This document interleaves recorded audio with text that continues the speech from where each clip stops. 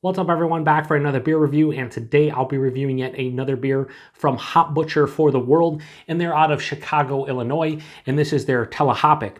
So this is a double IPA that comes in at 7.5% alcohol by volume. No IBUs listed in time of review. This can is approximately 2 months old, and I'm going to give a huge thanks and shout out once again to Hop Butcher, and more specifically Jeremiah, for hooking me up with this one. So thanks again, good sir. You know I appreciate it. In the description box, I'll post a link to the beer mail unboxing video I did that contains all the goodies that Jeremiah hooked me up with. And yeah, this one sounds quite interesting. For the hops, they're using Mosaic, Sultana, and Columbus.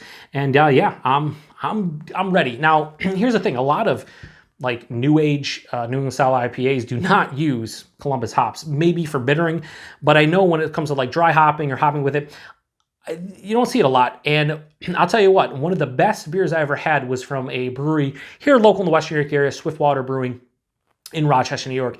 I forgot the name of the beer, but it was a Columbus only beer. It was an IPA. They dry hopped it, double dry hopped it, I would think, with Columbus hops, and it tasted like straight up honeydew melon. Fantastic. That was the first time it ever opened like my mind to like, oh my God, Columbus can be fantastic, can be a great hop. And I see it here and I'm like, yeah, I'm kind of pumped up. Now it says bright pineapple, ripe berry, and wafting greens on the back for tasting notes. See nothing about melon, so I don't know. We'll see. We'll see what happens. Let's give it a crack, get it into the glass, and go from there.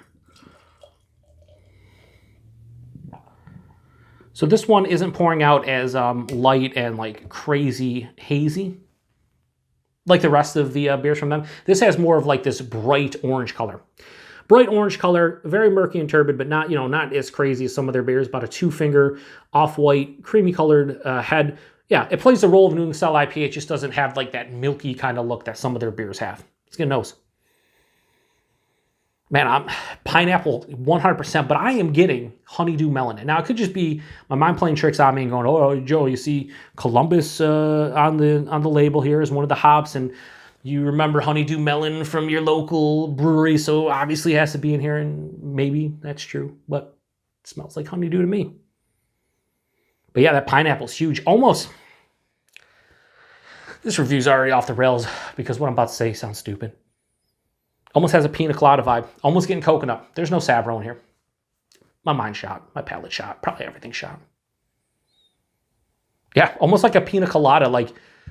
So it's more like pineapple and melon to me, but there's like this little coconut in here that's kind of just weird, to be honest with you. If it says Sabro on here, if it says Sabro on the label, then it'd make more sense.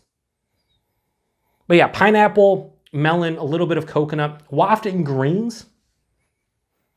Maybe when it was super fresh. Now this is 2 months old, not ideal freshness. I mentioned this in so many Hop Butcher reviews and recent reviews, but obviously real life got in the way. Some of these beers had to, get thrown to the, thrown in the back of the fridge or whatever you want to say. I wasn't able to get to them sooner. So this is not ideal freshness at 2 months old. So maybe a little bit more fresh, maybe when they sent it to me 2-3 weeks old, that you're talking, yeah, maybe some wafting greens. I'm not getting that in the nose. Of course, that says tasting notes. It doesn't say aroma. Yeah, it's pina colada to some degree. There's this little underlying like floral component too. You know what? Hang on. This is why I just make a fool of myself. Yeah, I'm getting like a little bit of like a shout out to a good friend of mine and fellow beer tuber Matt over at Matt's Beer Reviews. I'm getting like a tomato stalk kind of thing. Maybe that's what they mean by wafting greens. You could say basil. If they said wafting greens, basil, thyme, stuff like that. Sometimes I get that in IPAs. More of like tomato stalk. Has like this earthy floral green kind of component. And that's as it's opened up. So bright pineapple, sure. Wafting greens, yes. Ripe berry, not getting the berry at all. Not. Imagine it's from the Mosaic, but I'm not getting it. I'm getting more coconut and melon because my fucking palate is terrible. Anyway, let's get into it. Cheers, everybody. Thanks again, Jeremiah.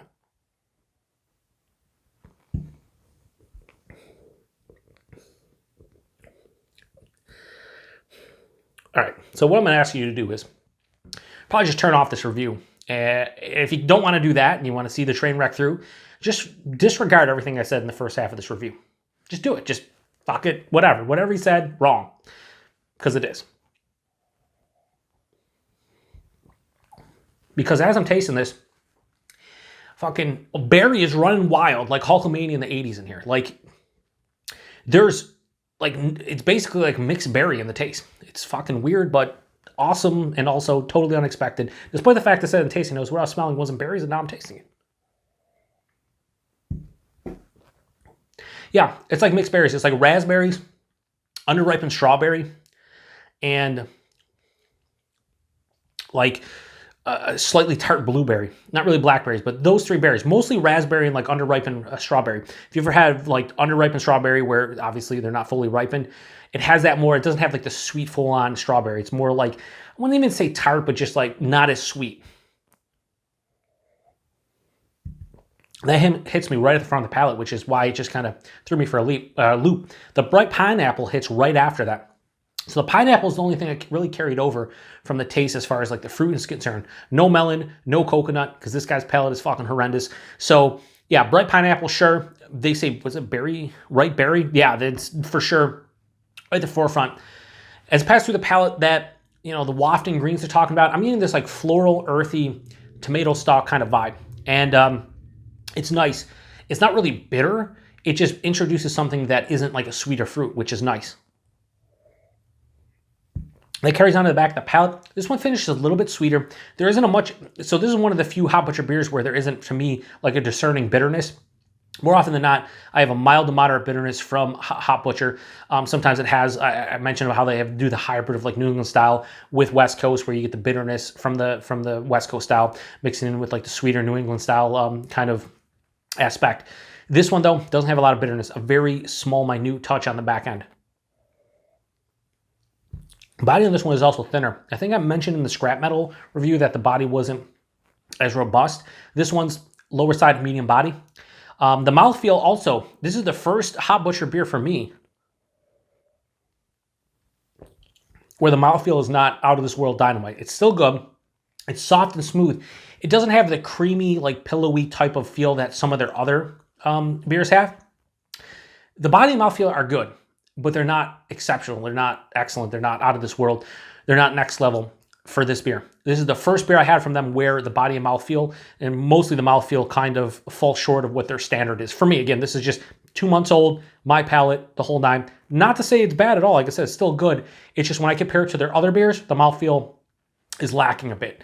I taste a little bit of the alcohol, just a very smidge into the, like on the back of the throat and in the chest, very small and minute. I was gonna say minute, and I just combined small and minute and said smite. I don't, like, again, trash this fucking review. I'm not gonna trash it. You got to see the Beer Patrol in all of its glory, which is usually terrible reviews mixed in with some okay reviews, but mostly terrible like this. You know, where he talks about the aroma having 17 different flavors and the taste, it's like, none of those, except for one of them carried over. That's this review. But so in a nutshell, to recap, body is good, a little bit underwhelming. Mouthfeel is good, a little bit underwhelming. And again, underwhelming to what they typically do. The taste, it's basically mixed berries with some bright pineapple.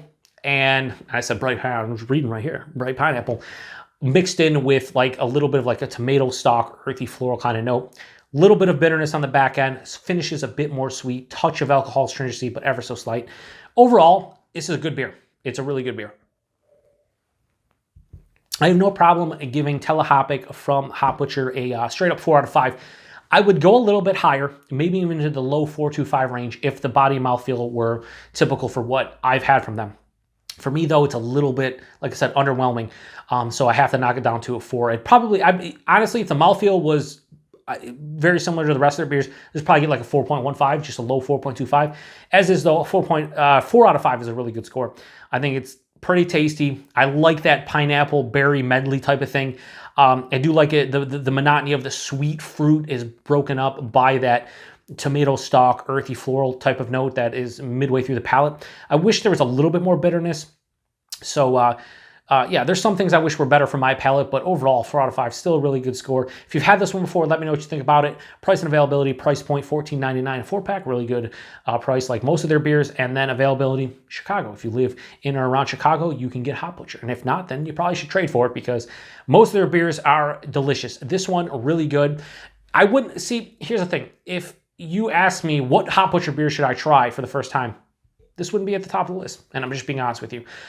It's a good beer, and I think if you pick this up, you would be like, oh yeah, it's pretty damn good. But I don't think this one separates itself from a lot of their other beers for me personally. The Blazed Orange Milkshake that I reviewed recently was just like, out of that, that'd be a beer that's like, here, try, this is what Hop Butcher can do. Fantastic beer. Cosmic Fountain was another awesome beer that I reviewed recently. Like those beers, sure, I would introduce those to people that have never had Hop Butcher. This one would be like, try it out with some reservations, because it's a good beer, but I don't think this particular beer sets itself apart from, in general, what a good double IPA, New England double IPA can, from just like anybody. Like it just doesn't separate itself. So 4 out of 5 is a good score, but honestly, a 4 out of 5 for me when it comes to New England double IPA. New England, again, get rid of this review. Am I hammered? I've had a couple drinks today, but I'm feeling pretty good. But I just can't say New England style double IPA today. That's because this review's trash. But anyway, when it comes to New England double IPA,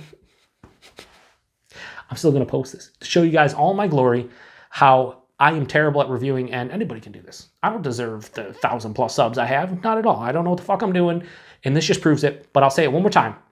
When it comes to New England style double IPAs, this does not separate itself from the pack. It's still good. I still try it. Just I don't have the love for it that I do a lot of their other beers. And that's where I'll end it. I do have love, though, for Jeremiah and Hop Butcher, because they sent me this beer, along with so many other beers, and I cannot stress enough how much I appreciate them hooking me up with these beers to try. It's been so much fun, and I've yet to be disappointed by one of their beers. This one you could say I'm a little bit disappointed by, but like I've never had a beer from them as just undrinkable or something that I would not finish the rest of the can. And that is a testament to how well they brew beers, and they know what the fuck they're doing. So keep up the great work, Jeremiah and everyone over at Hop Butcher. And yeah, anyway, appreciate everybody stopping by for another beer review here on the Beer Patrol. If you made it through this entire review, Godspeed. I don't know what to say, because this was one of my worst reviews in a long time, and I still had fun doing it, and I'm still going to post it, and that's because it's just a beer review. Whatever. I'm terrible at it. I have fun. It is what it is. Cheers, everyone.